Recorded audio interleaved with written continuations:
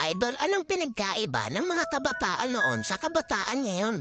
Kabataan noon, kumakaway ka kapag may dumaraang eroplano. Inaantay maubos ang tubig sa tabo sa ulo.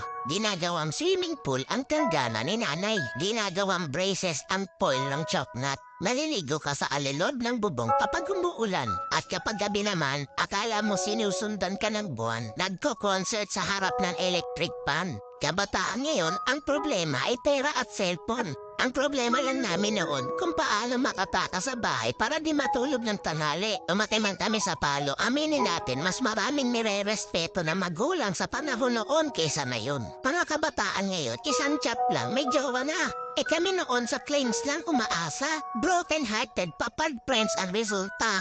Mga kabataan noon, ang dami ng alam na trabaho. Kesa sa kabataan ngayon, tamad na, puro pa gadgets, di pa mautusan. Minsan nagiging ibon, minsan nagiging paniki.